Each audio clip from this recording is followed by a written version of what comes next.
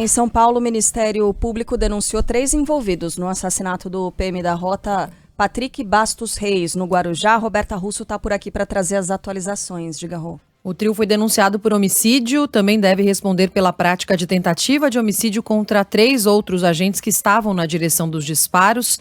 Se condenados, cada um dos acusados pode pegar até 65 anos de prisão. O soldado Reis, que foi morto durante patrulhamento na comunidade Vila Júlia. Desde então, a Operação Escudo deixou 16 mortos. Os moradores falam em tortura e abusos nessas mortes e o governo de São Paulo afirma que está investigando essas denúncias. O que a gente tem para essas investigações? Aquelas imagens de câmeras instaladas nos uniformes dos agentes.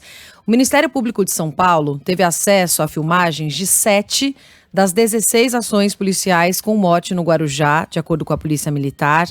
A polícia diz ainda que havia câmeras disponíveis em 10 das ocorrências, que resultaram em 16 mortes. Então, câmeras de 3 ações ainda estão sendo analisadas internamente pela corporação para verificar se houve algum tipo de problema nos registros. Então, por enquanto, em resumo, a gente não tem imagens de 6 mortes, das operações de 6 mortes. As outras 6 unidades envolvidas em ações com morte não foram contempladas pelo programa que disponibiliza câmeras corporais para policiais. De acordo com a Polícia Militar, o Ministério Público tem acesso às imagens por meio de links enviados pela própria PM. Até a última sexta-feira, o Ministério Público, a Ouvidoria da Polícia e a Defensoria Pública afirmaram que não tinham recebido essas filmagens, apesar de terem feito a solicitação.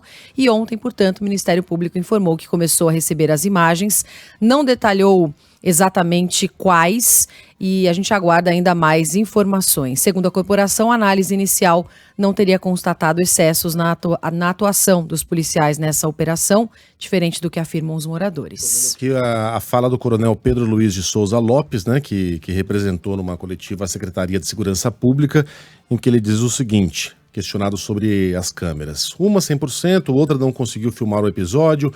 Se falar, vou chutar, mas dos 16 encontros mortais, em 10 deles havia equipamento. Esse número acabou se confirmando, né? Em 6 não, porque eram unidades que não estão contempladas com o programa por enquanto. Essa é a única explicação. Tenho notícia de que em uma viatura que contava com o equipamento, uma das câmeras estava sem bateria no momento. Qualquer outra conclusão é mera ilação. Veja, esse sistema de câmeras é tão sofisticado e inteligente que tem alguns segmentos que não conseguiram se familiarizar com as rotinas. E ele segue. A lógica de uso do equipamento é complexa. Envolve uma sistemática de recarga, upload de imagens, controle de gestão sobre quem é o dono do patrimônio, que é caríssimo. Não é simples como o remanejamento de tonfas. As tonfas são os cacetetes, né? Usados pelos policiais.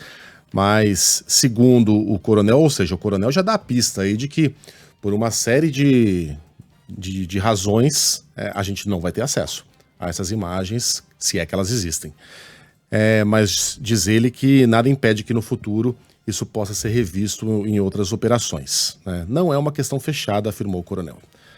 Obrigado, Roberta. Tem mais um ponto também, e aí vou resgatar aqui a reportagem que foi feita por uma outra emissora, na Record TV. O tema era outro, na verdade, era a investigação sobre a morte de um PM que foi morto em um quartel. As pessoas envolvidas nessa ocorrência, elas estavam utilizando as câmeras instaladas nos uniformes, outros agentes. No entanto, é possível perceber pelas imagens que foram obtidas nas investigações que há a possibilidade de se fazer edições. É possível fazer edições. De acordo com especialistas e com quem passa o treinamento para os policiais militares, é possível editar parte das imagens que são gravadas por esses uniformes. A gente pode voltar mais a esse tema, inclusive com consultores de tecnologia, e um dos consultores aqui ouvidos pela reportagem é um desses consultores que passa o treinamento para os agentes, e ele demonstra aqui como é que essas imagens costumam ser editadas. É mais um ponto para a gente prestar atenção.